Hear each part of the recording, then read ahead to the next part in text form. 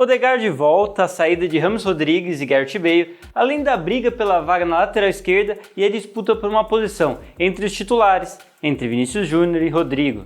É dia de Real Madrid, dia de analisarmos o time de Zinedine Zidane, os rumores de transferência e as possibilidades do elenco principal para a próxima temporada. O clube não fez nenhuma movimentação grande ainda nessa janela, então como será que vão ficar os 11 iniciais para a próxima temporada?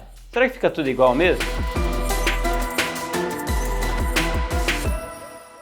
Olá, seja bem-vindo ao Futebol Brasil, eu sou Lucas Figueiredo e essa é a escalação do Real Madrid para a temporada 2020-2021. Bem, realmente a temporada passada deixou a desejar, né? Desde a saída de Cristiano Ronaldo que o time não faz os olhos dos torcedores brilharem com grandes atuações, etc. Eu acho que o título da La Liga deu um respiro para os blancos, mais como um prêmio de honra do que uma grande conquista. Acho que o maior título que o torcedor madridista viu na temporada passada foi o Barcelona perdendo por 8-2, né? Mas e agora? Como fica o elenco? Tudo na mesma? Vamos primeiro ver quem saiu ou já saiu do clube nessa jornada de transferência. James Rodrigues foi por enquanto a maior despedida oficial, né? O colombiano que chegou em 2014 no Real não conseguiu mostrar que veio e foi vendido ao Everton por aproximadamente 30 milhões de euros. Foram apenas 125 jogos oficiais pelos blancos, uma média perto de 20 por temporada. Seu melhor momento nesse período foi emprestado para o Bayern de Munique entre 2017 e 2019. Areola, que chegou por empréstimo na negociação de Navas no começo da temporada 19-20, também já se despediu. Voltou a Paris e já foi novamente emprestado, dessa vez para o Fulham. Brahim Dias foi emprestado para o Milan até o fim da temporada e Dani Ceballos deve continuar no Arsenal por mais um ano. Entre os mais jovens, Reinier, comprado do Flamengo no começo do ano, foi emprestado para o Borussia Dortmund até o meio de 2021 e Takefusa Kubo, o Messi japonês, estava emprestado para o Mallorca na temporada passada e foi para o Vila Real, também por empréstimo, até o mês de 2021. Agora, a novela Gareth Bale é talvez a mais complicada, né? Ele estava sendo sondado por alguns clubes, Tottenham, Manchester United, mas acusou o Real Madrid de dificultar sua saída. Só que nessa semana, o Real Madrid ofereceu a Bale 30 milhões de euros para acabar com o contrato com o jogador. Tipo, estão pagando para o cara ir embora. Não é nem de graça, ou seja, ele tá mais do que fora dos planos do clube. Já quem não tá bem, mas também não deve sair é Jovic. Ele que tá numa situação complicada, chegou como grande opção ao ataque madridista, não rendeu e chegou a ser até cogitado como uma opção ao Milan. Teve alguns problemas extracampo e não conseguiu nem ser uma opção a Benzema. Mas,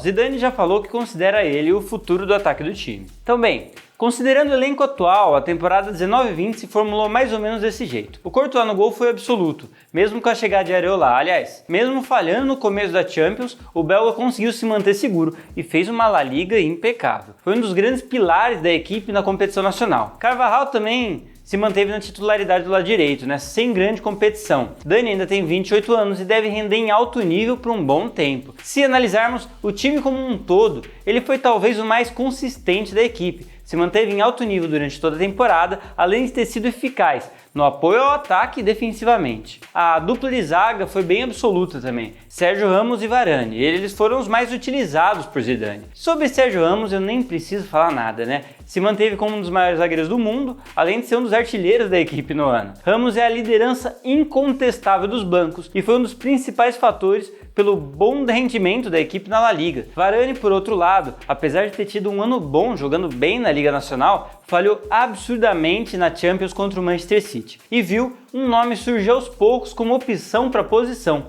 Éder Militão, que foi crescente em nível técnico, melhorou seu posicionamento em campo e se tornou um homem de confiança no banco de reservas do Zizou. Já na lateral esquerda, a disputa se intensificou um pouco. Com a volta do bom rendimento de Mendy, Marcelo ficou mais tempo no banco do que em campo, enquanto o francês, mesmo não conseguindo ser constante durante toda a temporada, garantiu a titularidade aos olhos do francês treinador. No meio-campo, 4 jogadores dividiram a titularidade das 3 vagas, apesar de, por algumas vezes, os 4 entrarem juntos em campo. Casemiro, como sempre confiável, apesar de não ter sido sua melhor temporada, continua sendo uma peça fundamental dessa meiuca, como um ponto de segurança, defensiva e com um bom passe de saída de bola. Kroos também eu não preciso nem falar, né? O alemão foi o pulmão do time na primeira metade da temporada 19-20. Quando o grupo não estava bem, o meio-campista era destaque tanto na organização das jogadas como no apoio ao ataque, e continua assim até o fim da Champions. Federico Valverde cresceu muito esse ano, mas assim, foi realmente impressionante. O meio-campista uruguaio conseguiu se destacar no meio de tantos craques, sendo por muitas vezes o grande articulador do time, tanto que apareceu em campo por mais vezes que Modric esse ano. E finalmente Luka Modric, né, que foi o maior declínio nesse período.